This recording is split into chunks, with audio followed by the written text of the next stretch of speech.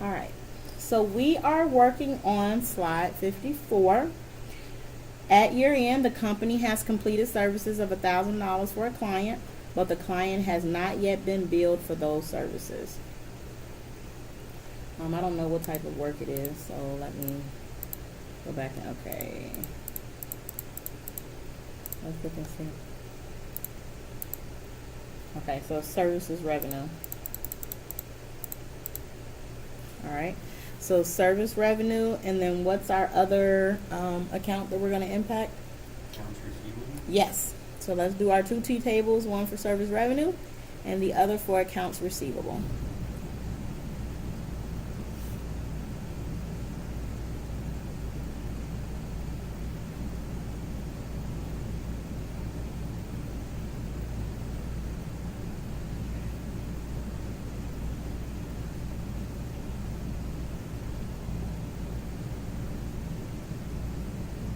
All right.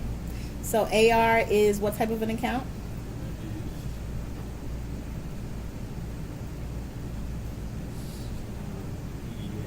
Yep.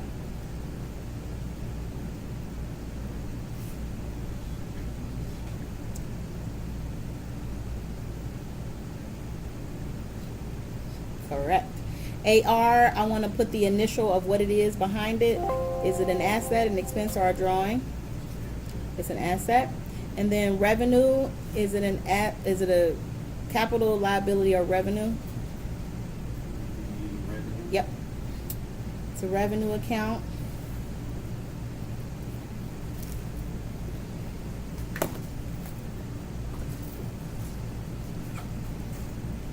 All right, so are we going to increase or decrease our AR account?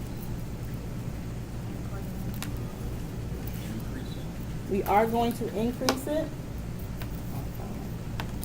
So we're going to make the account balance go up. So go ahead and mark your $1,000.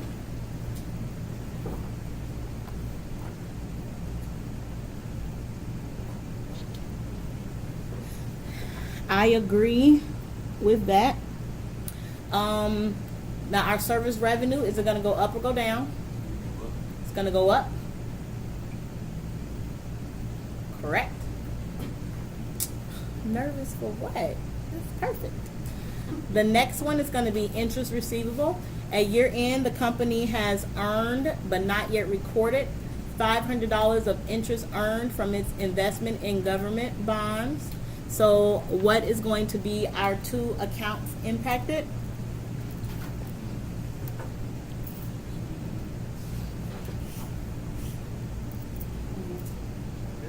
Cash and interest receivable.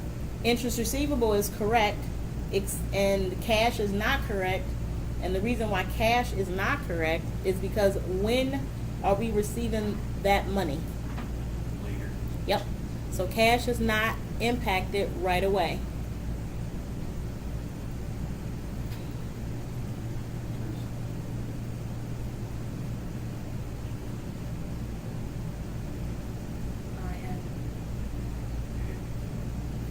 You get it. So is that interest receivable or interest revenue? Interest receivable. Okay. RC is fine. Yep. And then what is the other account that's gonna, it says at year end the company has earned but not yet reported $500 of interest earned. So AR. we already got the AR one. Interest receivable is the same thing as accounts receivable. It's just more specific. So, The service revenue. yep. Except for service, it'll say interest. So it's going to be interest revenue. If you put service revenue, the financial statements would be correct. The terminology would be incorrect. So it's only because it's a specific type of revenue. So this is interest revenue.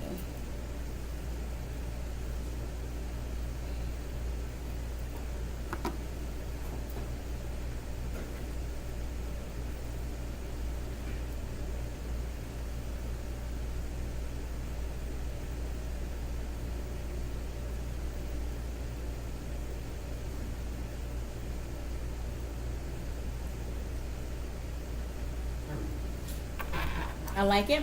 Okay, so go ahead and do your DC for debit credit and your plus minus.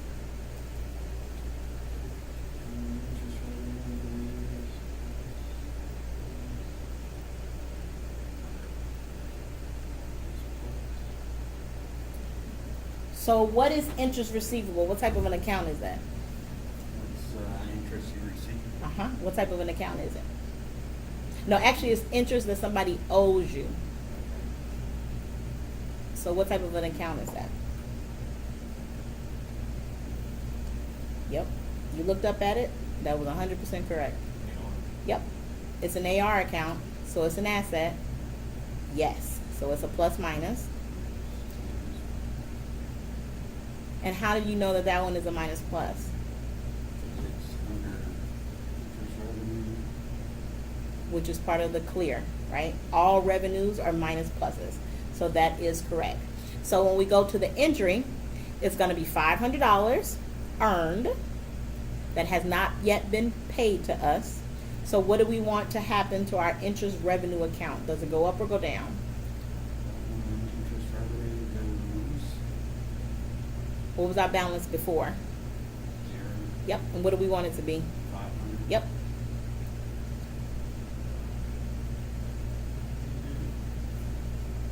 And then interest receivable, what was our balance before? 0, And what do we want it to be now? 500. Yep. All right. So that is the entry. See, that was painful, wasn't it? Yes. I meant painless. Painless. Our debit goes first. So in that, let me go back up to that one. So in the previous one, it was accounts receivable was our debit, service revenue was our credit. That was accurate.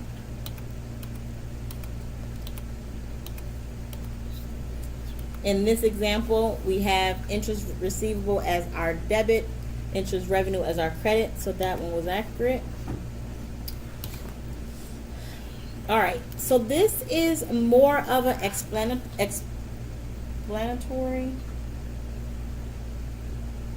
slide. Okay, so it shows how the financial statements are linked. Okay, so this you might look at this like it's like a foreign language. I'm not gonna do that. All right. So when we're looking at adjusted trial balances, the only thing that we're doing is we're doing the trial balance before we make our adjustments, and then we're gonna make our adjustments and then give us the adjusted trial balance. So with the very first line of cash, we show that, oh, they can't see that really well.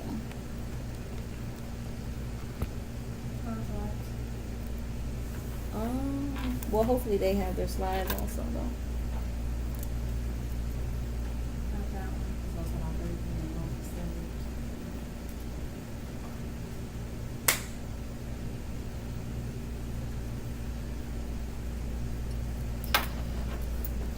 Nope, doesn't matter. Help me. Hopefully they have their PowerPoint slides. All right. So the cash, there was no adjustment to cash. So the balance is $4,275. Accounts receivable, we made an $1,800 adjustment to it. It was a debit adjustment. Remember, our balances in our accounts is going to go on whatever side is the largest. So that's how they know whether or not to make this entry a debit or a credit. Okay?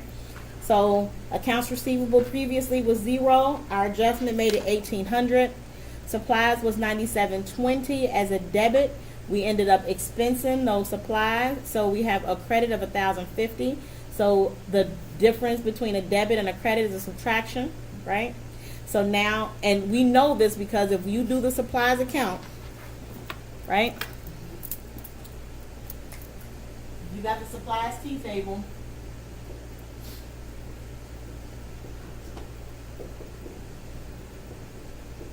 So we have the supplies T table. The balance before was a debit of $97.20. We used the supplies, so we credited by $1,050. Same thing. So the balance is gonna be 8670, because this is the larger side, right?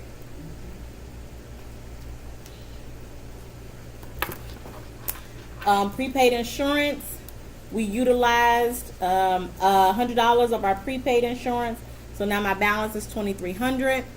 Equipment, no change. Accumulated depreciation, you remember that transaction? We're showing in our books that we expensed this fixed asset, so we decreased the account by $300. Well, it's actually increased, so it shows the depreciation of $300, so it stays as a credit balance, because remember, accumulated depreciation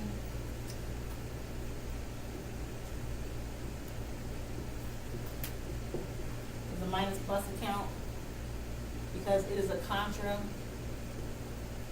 asset. Which one is that? It's a contra asset account, so it goes with the regular equipment account. So they are interchangeable. So $300? Yes, that's the $300 one. Mm-hmm. So we want to show that the accumulated depreciation increased. It went from 0 to 300. That's the regular balance of it. The plus side is the regular balance of an account. Okay. So we have to do something because over time it does decrease. Depreciate. Yep. Depreciation? Yep. Okay. So I think we talked about it last week. These two accounts end up getting balanced together when you think about it. So yes, we have $26,000 of equipment. Remember, this does not change unless we add some equipment or unless we get rid of equipment. Mhm. Only time this number changes. The $300 just shows how much of the equipment in here we've expensed. So the combination of together says that we have $25,700 of equipment on our books. Okay, so see there is a C underneath that accumulated depreciation is also, I'm confused because you have a accumulated and then you have a depreciation. Yes. So accumulated depreciation is a balance sheet account. Mhm. Depreciation expense is a P&L income statement account. That's how they offset each other. They have to offset. Gotcha. Yeah. Okay, Because you never touch the equipment account. right. So in your mind, you want to actually decrease the equipment account, but we don't in accounting. We The don't. fixed asset value stays the same on the books at all times. So the account that we use to show how much we've depreciated is the accumulated depreciation account. The offset of that is the actual expense account, so that each month we can show how much of the product we've used in order to make whatever money we made. Okay? All right. Accounts payable did not change. Salaries payable did. Remember that $200 that we say we owe somebody for those last, 3 days out of a year. It was that Monday, Tuesday, Wednesday. Yep. The unearned revenue, that decreased by $3,000 to show that we earned that money at the end of that year. The capital account did not change. The drawing account did not change. Consulting revenue did change. It went up more. Let's see.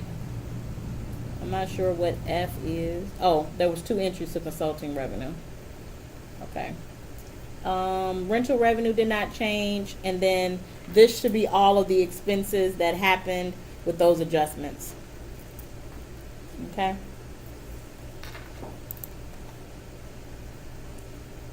So how do you prepare financial statements from an adjusted trial balance? It's really the same as before. Nothing really changed. I'll let you guys read through that on your own time. And then here is the example. Okay, so the biggest thing that we've done so far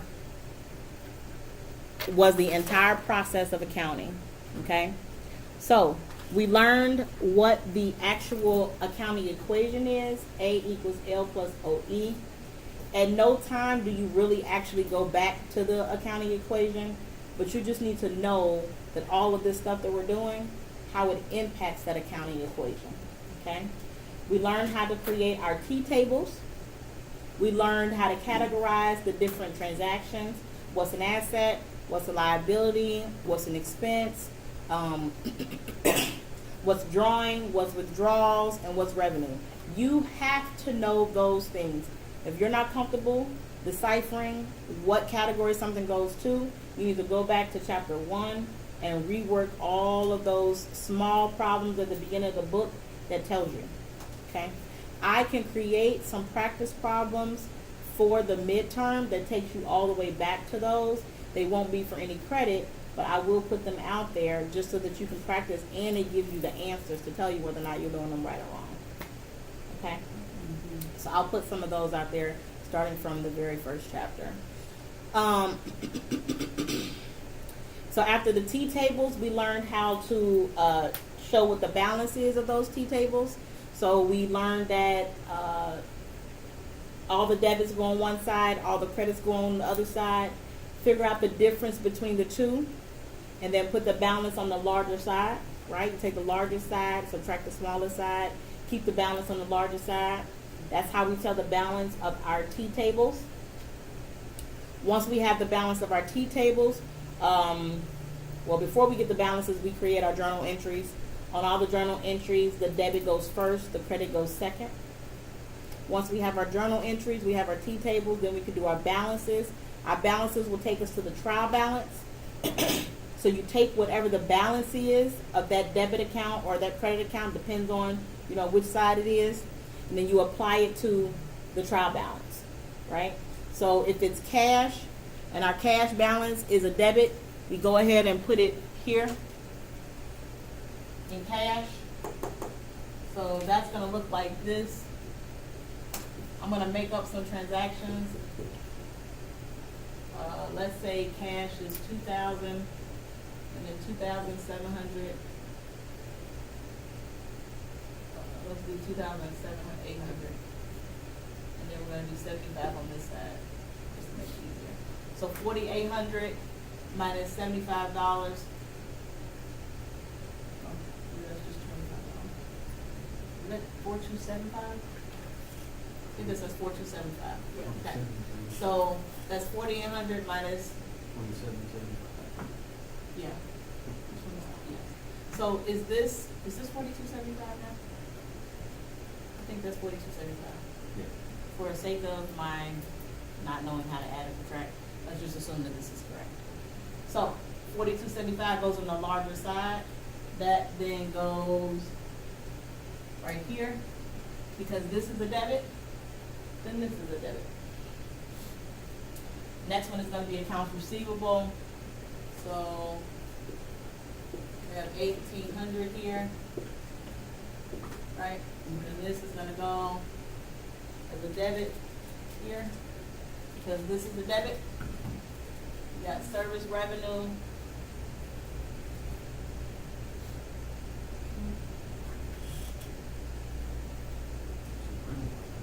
So we're going to call it consulting.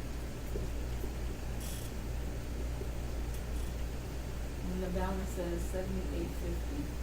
So we're going to put 8,000 here, and then we're going to put 1,000. Is that right?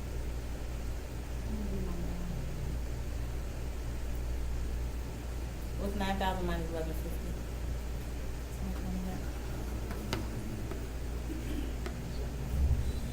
7,850. So I did it right. Awesome. You're so smart. And super. So this is larger at 9,000 than this, so the balance is going to go here. 7,850. So since this is a credit, I'm going to take this and it's going to go on the credit side. So on and so forth. Make sense? So we're going to take all of our balances from all of our T-tables across the entire month. We're going to apply them to a trial balance. Once we have our trial balance will show us how to create our financial statements. All of this stuff ties at all times. So what I'm getting ready to tell you is probably something you should write down, memorize. Okay?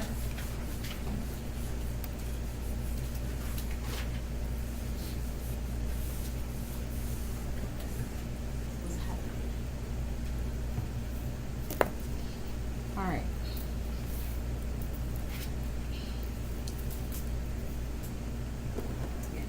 Yeah, I'm missing the light bulb. Okay, so all of our balance sheet accounts, so we have cash through our payables, right? These all go, so all of our assets, which are these, will go to our balance sheet in the asset section.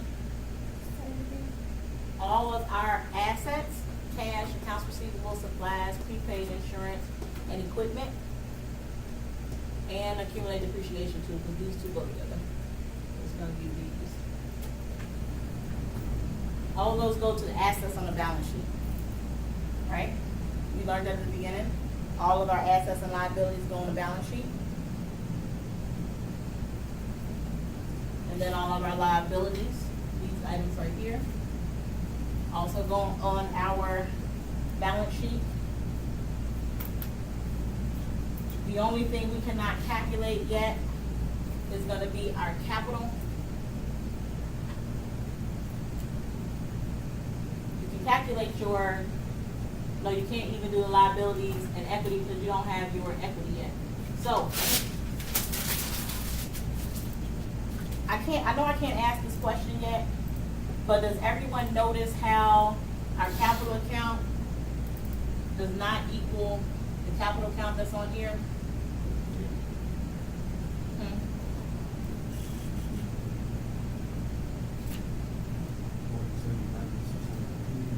So it's 30,000 versus 33,585. Okay. So when you do your test and when you do your quizzes, do not attempt to pull this capital number from the trial balance to the balance sheet. Does anybody know why? It's okay, because I'm going to tell you. So, the capital account is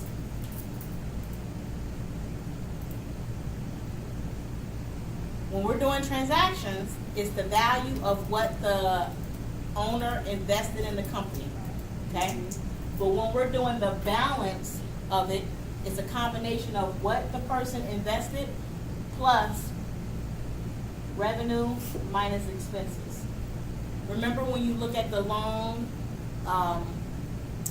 equation and it lists all of these things that's within capital? Mm-hmm. Remember that revenue and expenses was one of those? It was capital minus drawing plus revenue minus expenses. Yep. Remember? That's what this is.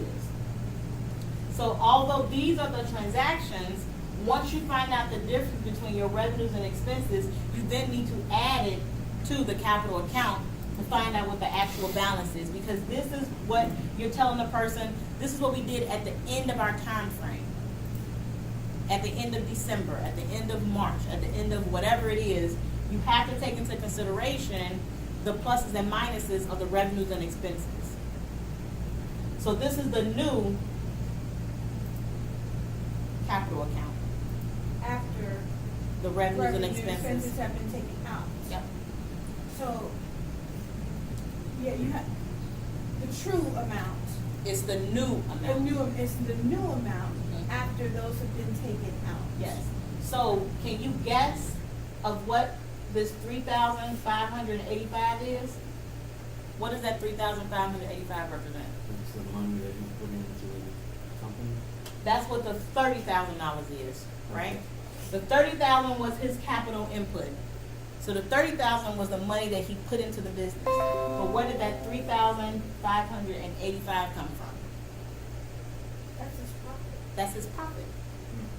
Because It's more. he has an option, right? He can take it out and he can spend it, or he can reinvest it in the month, in the business. Back in the business. So this is the amount that he basically reinvested into his business, and he left it there. Even after all the expenses that he's done, he still is in the game. Yeah, he made money. He made money. If he wanted to take the money out of the business before the end of the year, what account would that have impacted? That would be revenue. What was your question? If he wanted to take that profit out, that $3,585, which one of these accounts would it have impacted? Not capital. Draw. That's okay. Drawing. It'd be drawing, right? Drawing. Because capital is what he invested. And what makes this confusing is that we have to know the difference of the type of capital that we're talking about. So this is investment. This is drawing. He draws out of his account. Yes. This is revenue, And expenses. and this is expenses. So in this particular problem, capital is what? 30,000, because that's what he invested. Drawing is nothing right now. Revenue is 8150. And then how much is expenses? 4365. So somebody give me a calculator, tell me what this is. What's the number? 30,000 Okay. minus 0 for drawing, plus 8150 minus 4365. 33,785. Make sense? So that would be how much he made. This is how much he made from doing business. This is how much he invested. Okay, so he made 3,000. He made the $3,785. But what if he decided to draw it from the company? Then he made it, but you invested back in. he didn't invest it back in the business. So if we now do 30,000 minus 3,785 plus 8150 minus 4365, what would be my balance? 3,300? No. 30,000. 30,000. Which is the So now we'll be initial back to investment. His initial his investment. initial investment. Right? So don't ever try to pull this capital, because it's easy to think. Because everything else is so easy, right? You just move the numbers from one section to the other. You know, you put all your assets in the asset column. You took all your liabilities, you put it in the liability column. It's easy to think, oh, okay, well, I'm just gonna pull my capital, and I'm gonna put my capital in there too, but you can't. You have to wait to do that portion. You have to wait to do that portion until after you create your income statement. Okay? So let's do our income statement. And it's actually what you create first. Okay? Step 1, create your income statement. Step 2, you create your statement known as equity. Step 3, you create your balance sheet. And the reason why you create your balance sheet last is because you don't have your capital or total liability. You don't have your capital or your revenues and expenses yet. Right? Make sense? Because you gotta have these first. You gotta know what you made first before you determine what your new capital balance is. So, income statement, you take all your revenues, consulting revenue, rental revenue, you put them down here to come up with your total revenues. You take your expenses, depreciation, salaries, insurance, rent, supplies, utilities. I think that's utilities. So you take all of these, put them down here. So revenues minus expenses equal our net income, 3785. You take this 3785 and you put it up here. And this is how you create your statement of owner's equity. Okay? So you're gonna take the capital balance before you started the business, which was 0. You're gonna take the investments by the owner, 30,000. And then you're gonna take the net income that we made that month or that time frame of $3,385. So now we have 33,785. Oh, he did do a withdrawal. So he had a withdrawal of $200. I know, right? You really need that $200. So we have the withdrawal, so his ending capital balance is 33,585. So my math must be wrong somewhere in here. Cause this should have been 200, and then it should have been equal to 33,785. Or 33, oh it was right. Cause this is actually 33,585. So it was right. Okay, so our new balance is 33,585, and then, so this didn't go up there because we had to take into consideration our drawing first. This actually is what goes up there. Does that make sense? For all confusion. So don't take the net income, because you gotta take into consideration your drawing. So this can just go up here.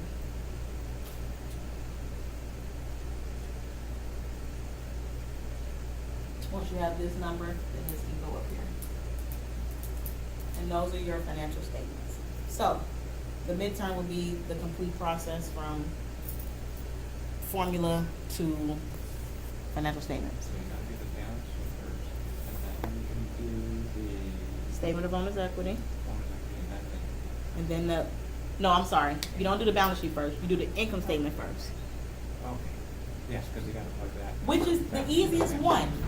The income statement is the easiest financial statement to create, because the only thing you're taking is your revenues and expenses, and you're taking it exactly how it shows on the trial balance. No adjustments, no nothing. You don't even have to guess. Like, you literally can just take all your revenues, all your expenses, you come up with your net income. Start there. After you do your revenues and expenses, you pull that number into your statement of owner's equity. This is what can be confusing sometimes. The whole concept of capital and drawing of owner's equity is foreign, right? Those are not terminology, that's not terminology that we use in the real world. So that portion of it will make you think a little bit. Just think through this. Our owner's equity is consisted of how much money did I as a business owner invest in my company? Did I take anything out for myself? And then how much money did I make? My revenue minus my expenses, which I've already calculated. The easy thing about accounting, it is one of those type of problems where you can literally know if you get it wrong or right, because you won't balance. There's no way that this will work if this debit and credit doesn't balance. How do I know if my debit and credit balances? You look at every single transaction, right? Every single transaction, you should be looking to make sure that my debit is equal to my credits. You do a debit on one side, you know you gotta have a credit on the other side. Okay? Everybody okay with that? This is life. This is like all of accounting. Yeah. This is all of accounting. Anybody need this still? So this is what the midterm will look like. So what we're looking at now is what the midterm will look like? Yep. It's gonna be an entire problem from beginning to end. You said you put a practice stuff out there? Y'all put some individual practice problems. And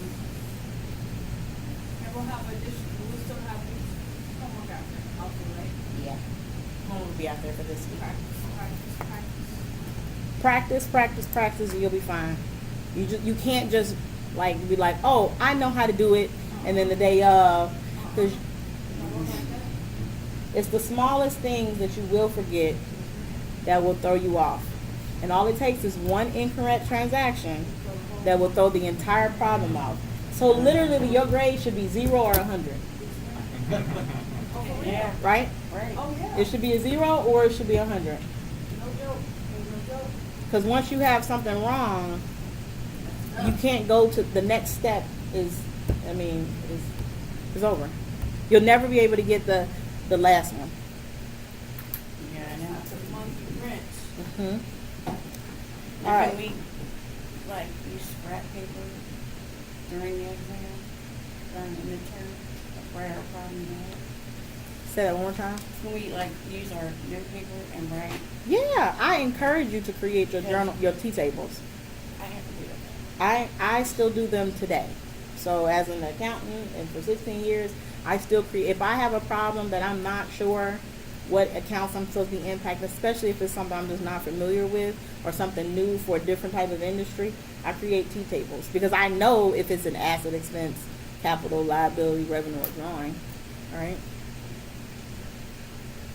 I know that part. So if I can at least get that part, it'll help me to create whatever my journal entry is. More that way, you have to start, have to do the homework on the documents every time. Yep. So they actually gave us an example. So it says use a, oh wait, ooh, I stole y'all whole break. Okay, break.